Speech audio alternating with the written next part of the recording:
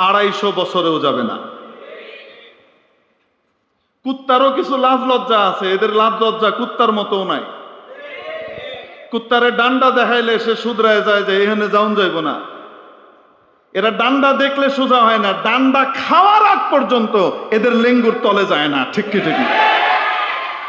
আমাদের বাংলাদেশে শুনলাম মানবাধিকার প্রতিষ্ঠার জন্য জাতিসংঘের মানবাধিকার কমিশনের অফিস খোলা হচ্ছে। কেন খোলা হচ্ছে, কি উদ্দেশ্যে খোলা হচ্ছে, সেগুলো নিয়ে আজকে আমি আলোচনা না করলেও চলবে, আপনারা সকলে জানেন এবং বোঝেন। আমার প্রশ্ন হলো, এই জাতিসংঘের মানবাধিকার কমিশনের অফিস ফিলিস্তিনে আছে।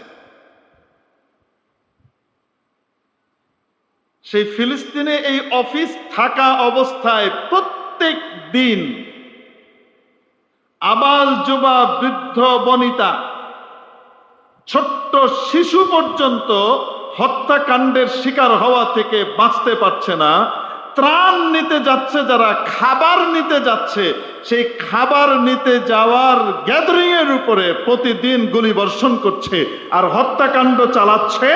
জাতিসংঘের হাই কমিশনের, জাতিসংঘের মানবাধিকার কমিশনের অফিস ওখানে কানের মধ্যে ঠুলি পুরে আর চোখের মধ্যে পট্টি লাগিয়ে চুপ করে বসে আছে। যেই জাতিসংঘ ওখানে মুসলমানদের হত্যাকাণ্ড বন্ধ করতে পারে না, শুধু নিন্দা জানিয়েই তাদের দায় সারে। এই রকম জাতিসংঘ নামের অজাতিসংঘের কোন অফিস আমার এই দেশে খুলতে দেওয়া হবে না। ফাইজ নামের একটা সীমারেখা থাকা দরকার। আসলে এর নামটাই তো ভুল, একে জাতিসংঘ বলাটা এটাই ভুল। কারণ কি, দেখেন মানুষে মানুষে কি হয়, মানুষের বাচ্চা মানুষের বাচ্চা এক জাত, বান্দরের বাচ্চা বান্দরের বাচ্চা এক জাত নাকি? সাপের বাচ্চা সাপের বাচ্চা কি হবে? এক জাত।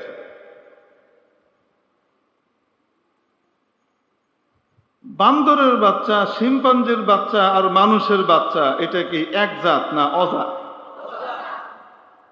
আমরা বলি আমরা হযরত আদম আলাইহিস সালামের জাত, আমরা আদম আলাইহিস সালামের সন্তান। এদের ভিতরে এক পার্টি আছে, এরা কয় এদের পূর্বপুরুষ নাকি বান্দর ছিল আর শিম্পাঞ্জি ছিল। তো এই শিম্পাঞ্জির ছাও আর আদমের ছেলে পেলে এদের মিলে যে সংঘ হয়, এটা কি জাতিসংঘ না অজাতিসংঘ? অতএব এই অজাতের সংঘের কাছে গিয়ে জাতের সমস্যার সমাধান কোনোদিন হবে না। এরা যেখানে গিয়েছে, যেই দেশে এরা ঢুকেছে, সেই দেশের অস্থিরতা কোনোদিন দূর হয় নাই, অস্থিরতা দিন দিন বেড়েছে। আগে অস্থিরতা 2 আনা থাকলে সেই অস্থিরতা 16 আনায় পৌঁছে দেওয়ার দায়িত্ব পালন করেছে এই অজাতের সংঘ। যেই দেশে তারা ঢুকেছে বলেছে সাময়িক কিছুদিনের জন্য প্রজেক্ট শেষ হলেই চলে যাবে। যেমন আমাদেরকে বলেছে 2.5 বছরের প্রজেক্ট তাদের, এটা শেষ হলেই নাকি তারা কি করবে? চলে যাবে। আপনার কি মনে হয় 2.5 বছর পরে চলে যাবে? 250 বছরেও যাবে না। কুত্তারও কিছু লাজ লজ্জা আছে, এদের লাজ লজ্জা কুত্তার মতো নাই। কুত্তারে ডান্ডা দেখাইলে সে শুধরায় যায় যে এখানে যাওন যাইব না। এরা ডান্ডা দেখলে সোজা হয় না, ডান্ডা খাওয়ার আগ পর্যন্ত এদের লেঙ্গুর তলে যায় না। ঠিক কি ঠিক?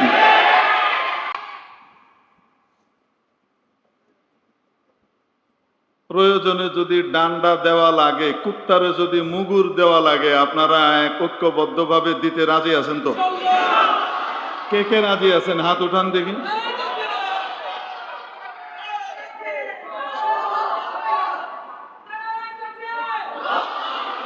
দেখেন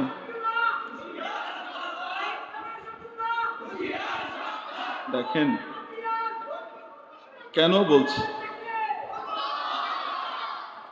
আজকে এদের এই অফিস এখানে প্রতিষ্ঠা করবার ব্যাপারে সবচেয়ে বেশি বিরোধিতা এবং সবার আগে বিরোধিতা করেছে আলেম সমাজ।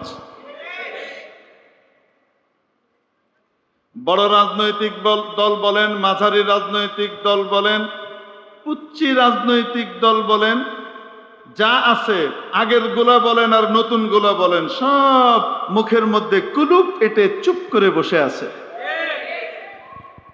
অথচ তারা জানে কেন আমরা বিরোধিতা করছি।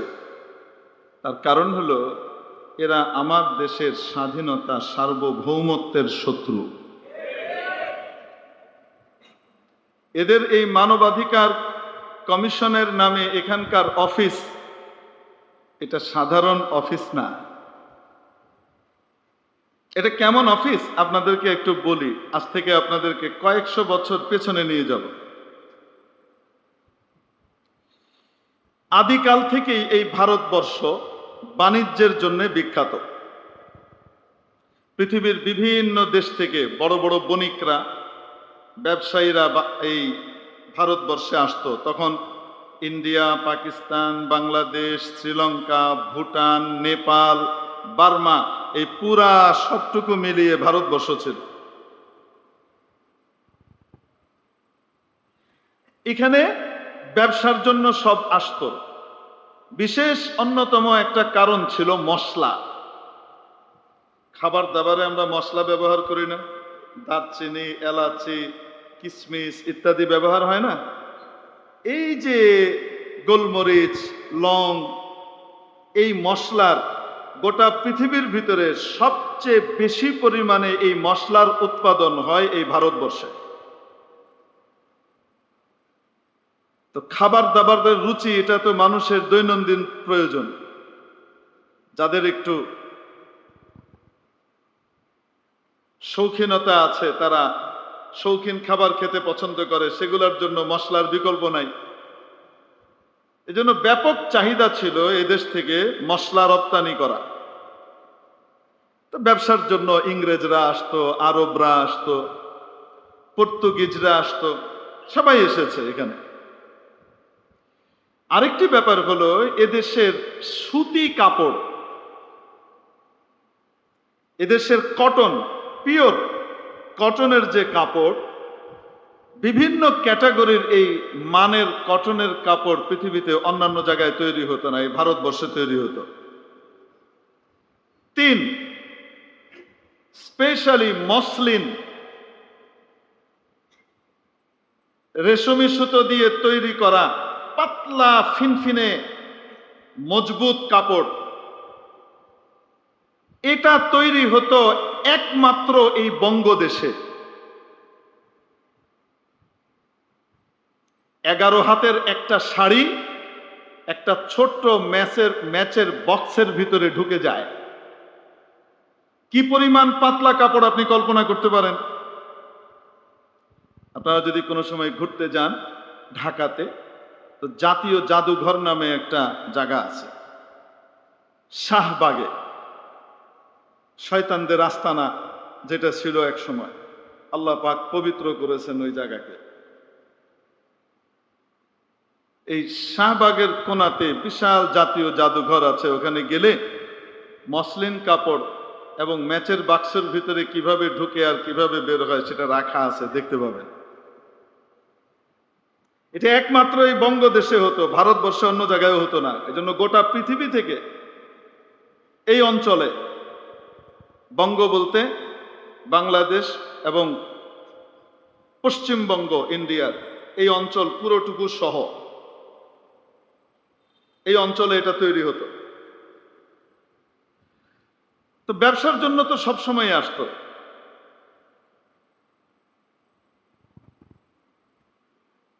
পশ্চিমাদের কেন্দ্রভূমি ইংল্যান্ড, এই ব্রিটিশ বেনিয়ারা ব্যবসার নামে আমাদের দেশে আসা যাওয়া করত।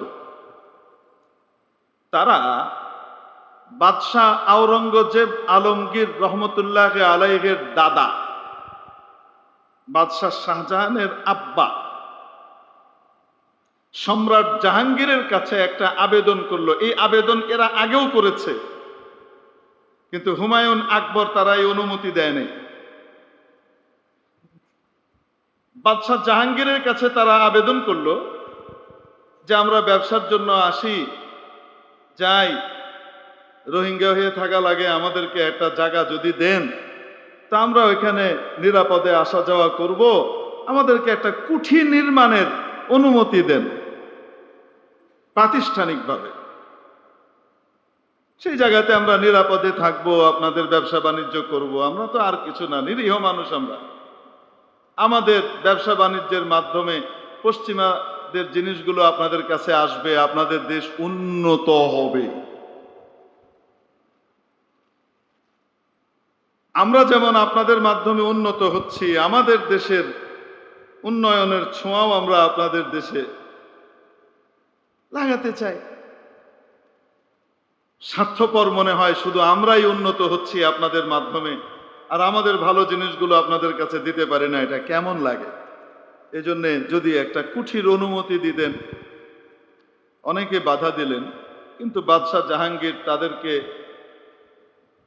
তাদের এই গরল প্রস্তাবকে সরল মনে, সরল দৃষ্টিতে দেখে গ্রহণ করে অনুমতি দিলেন। সেই অনুমতি দেওয়ার ফলশ্রুতিতে 200 বছরও পার হয় নাই, তার আগেই 1757 এসেছে। তারা ধীরে ধীরে সামরিক শক্তি সঞ্চয় করে এদেশের লোকজনের ভিতরে বিভেদ তৈরি করে এদেশের দালাল শ্রেণীকে কিভাবে আরো গোলাম বানানো যায় আর ভালো মানুষদের ভিতরে ফাটল তৈরি করা যায়, এই সমস্ত কাজ করে